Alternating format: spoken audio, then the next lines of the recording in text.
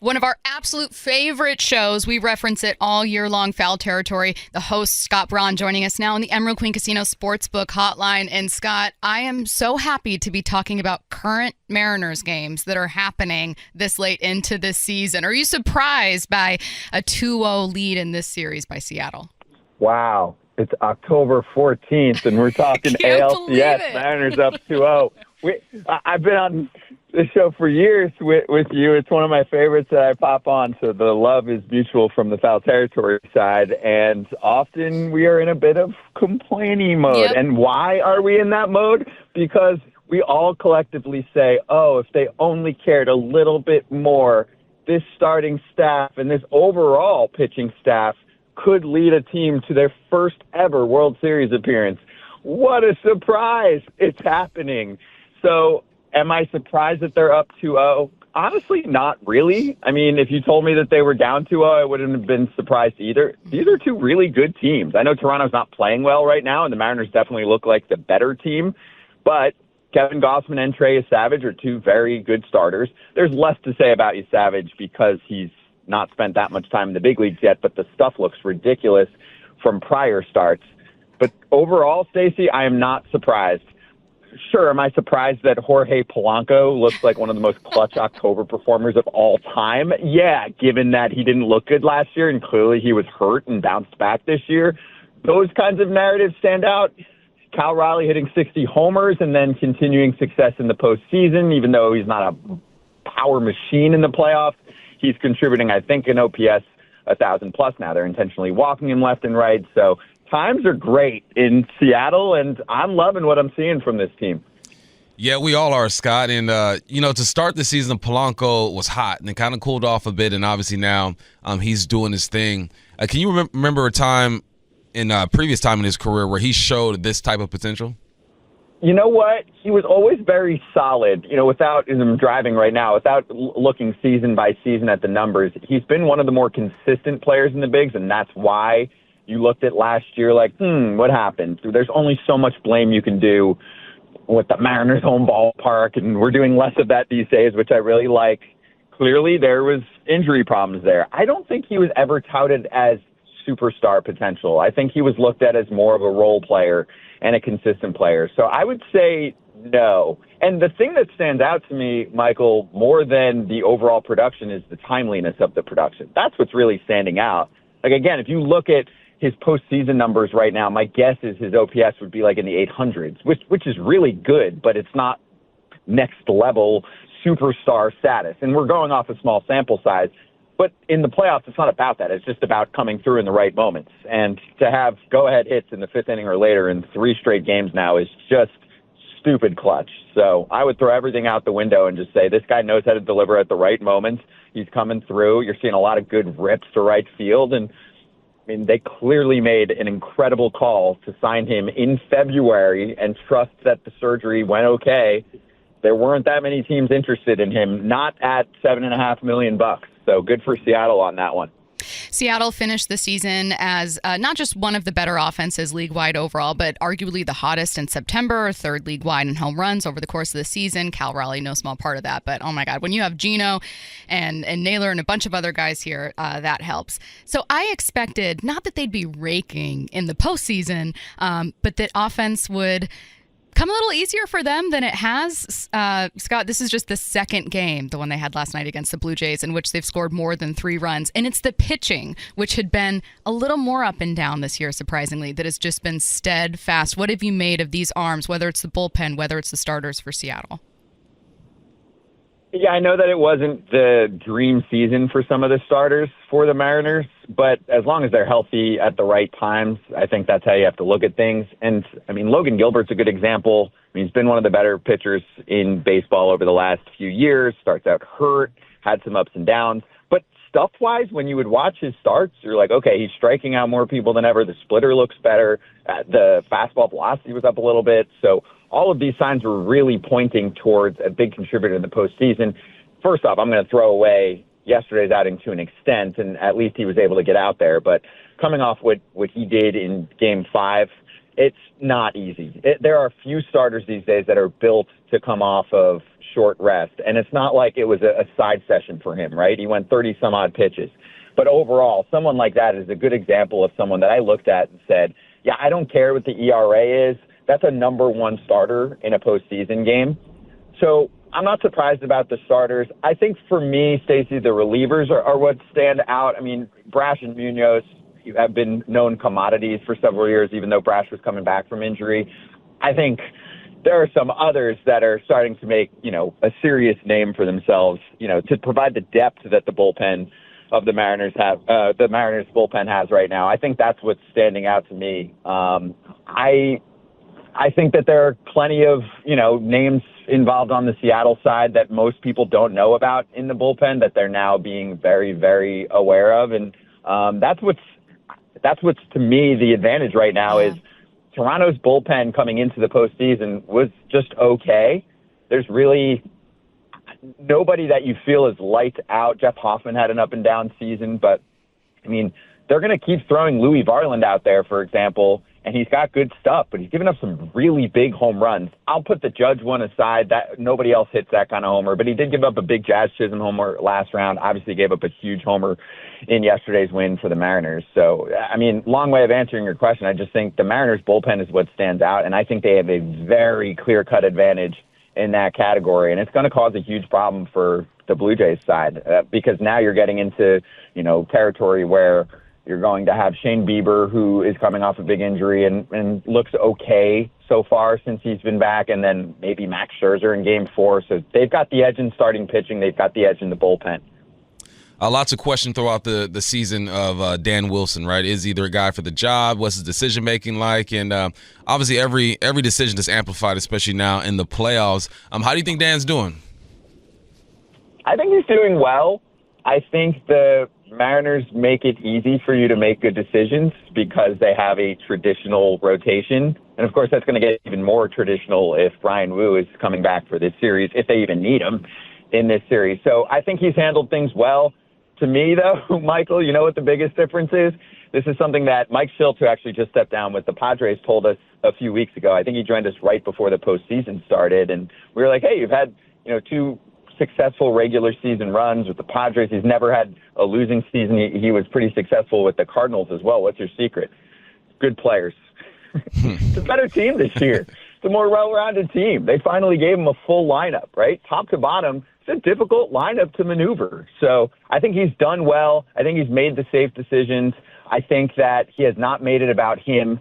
Catchers always make good managers, and he's got the best Mariners team in a long time. Speaking of catchers, I know that votes are already done, and we'll find out who is the American League MVP. But I feel like the narrative is still ongoing about Cal's value. It's hard not to have that conversation.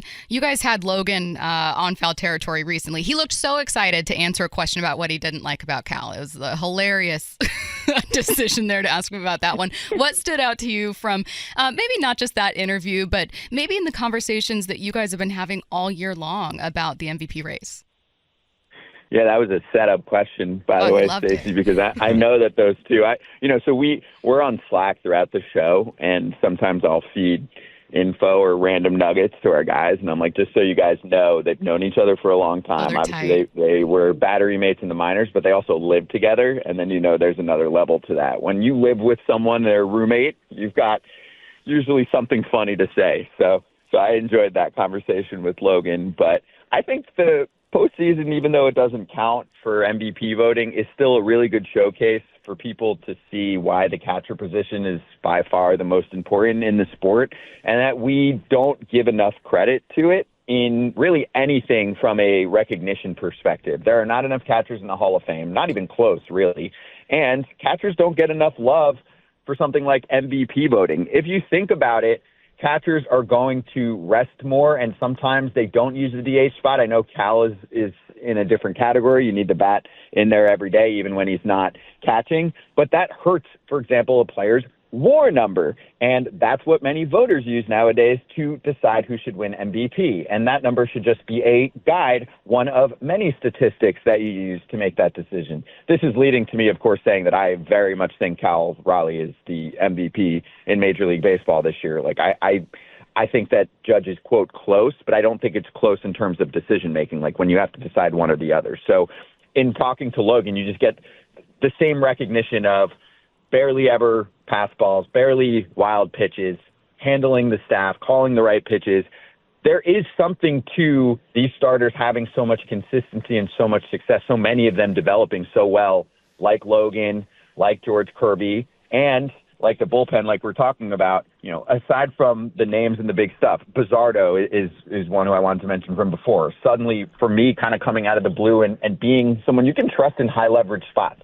Who is behind that? You got to give a ton of credit to Cal. So I think this is just a nice display of why he should be MVP and why we're not giving enough credit to catchers. Often you see the best teams that are in the postseason have really special catchers. The difference is their catcher isn't necessarily the best hitter on the team. So we have that too. So yeah, as you can tell, I'm very pro Cal for MVP, and it bothers me how much credit Judge is getting for his offensive performance because we're not factoring in the rest of what you need to do on a baseball field. And this is why we're pro foul territory. One of us. Thank you. Thank you. Most of foul territory is like this too, Stacey. Of course, to be fair, two of the regular hosts on the show are catchers, so there might be some bias there.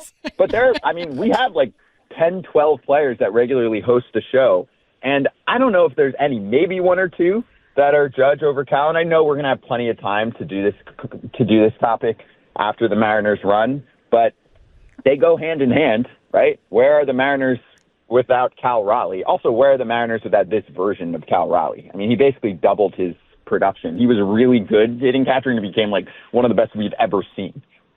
Yeah, it's Cal has had his moments, and I'm with you. I wish that playoffs counted towards MVP, but Cal's had his moments. We talked about Polanco. Rivas has had it. Even Julio has had his moments, but it's kind of like we don't talk about him enough during these playoffs. What do you think of Julio and how he's performed? Consistent, also clutch moments, and an all-around player. Another good example. We've had this debate. I've gone back and forth with a couple people on our show. Is Julio Rodriguez a superstar, not a star, a superstar? And for me, he is, and he actually fits the categories both from an eye test perspective, from hitting every tool, right? Like, he's a great defender. He's a great base runner. He's obviously got hit tool and pop. So for me, he hits all of that. And then you actually can categorize by, say, wins above replacement and look at, what is replacement level, average, above average, star, superstar. And he actually fits the superstar category there. So I think we're seeing all of that come out. And, Michael, the other thing for me with Julio is that I felt as if he pressed at times, especially at the beginning of seasons in the past, because he didn't have enough help. And I don't think we look at the team now and just talk about Julio. I mean, watch a TV broadcast, right? Watch the postseason games and listen to how often they talk about Julio. They talk about him a good amount, but if you listen for the prior 2-3 years, a lot of the conversation revolves around Julio. And I think the same thing happens here with the lineup now as he looks around and he's like, cool, I've got Cal. I've got Randy, who I know is not having a great postseason right now, but big personality and can blow up in bunches, right, with power. Polanco obviously doing his thing. The additions of Naylor and Gino. So I think that's making him a lot more comfortable, and I do see the difference there. Because sometimes you'd look and be like, I don't get it. What is going on with him in the beginning of the season, right? Like, the process has completely changed. The plate approach has completely changed, and then it would pick up in the second half where sometimes, he just felt like he could do his thing after the All-Star break. So I feel that difference. You both probably watch more pitch by pitch the entire season. Do you see that differently from him this year?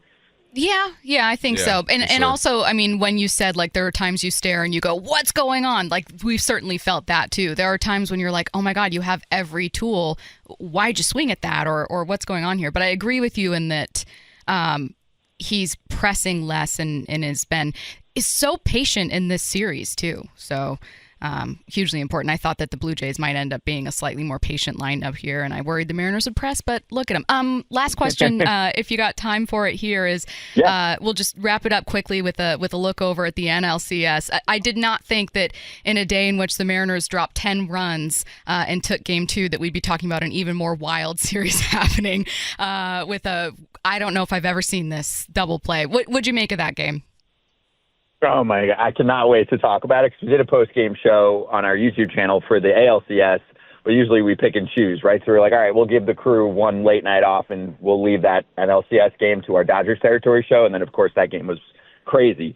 I'm excited to talk in less than an hour about a play that nobody's ever seen before, right? And that's what it is. I mean, I think someone like Kratz is going to get on our show, or Kratz, and rip Teoscar Hernandez. It doesn't matter. The team ended up winning, but, I mean, tag and go. Either way, whether you think it's a catch or not. Also, people have to pay attention to left field ump, who ruled it not a catch quickly. It was just weird. You'd never seen it before. Kind of feel bad for Max Muncy. He's a great dude, and it's the longest double play you've ever seen. But the credit also should go to Blake Snell, and here's how I'll tie it to your audience, Stacey. If you're a Mariners fan, I think you should be rooting very hard for the Brewers to upset the Dodgers. I know the Brewers had a better regular season record. The Dodgers had their ups and downs during the season. It's crazy that they ended up a wild card team. They're the first team I've ever seen that legitimately was preparing themselves for October all season long. They felt like they had enough talent to do that. It's a tough matchup. You'd rather face the Brewers, in my mind. The Brewers have a lot of what Toronto has right now, and the Mariners are matching up well against them. Doesn't mean they won't match up well against the Dodgers, but the Dodgers are a force. They have bullpen issues, but the problem is that right now their starters look so damn good that you don't need much bullpen. And Blake Snell put together one of the better postseason performances I've seen in a while. So that game was super fun, one-run game. There's so much you can say about it. But if you're a Mariners fan, you should be saying go Brewers and at least beat them up and take them to 6 or 7 games so you can get a Dodgers team that has to make some pitching decisions coming into your series. A ton of really, really great baseball insight and some of the funnest interviews you're going to watch all year long. Foul Territory, you can catch it Monday through Friday on YouTube. Also, wherever you get your podcasts, they do have a recap of last night's game if you guys wanted to go check that out, too. He is host Scott Braun. Thanks, Scott. Thanks, Scott. Michael and Stacey, thank you. Enjoy the home games coming up.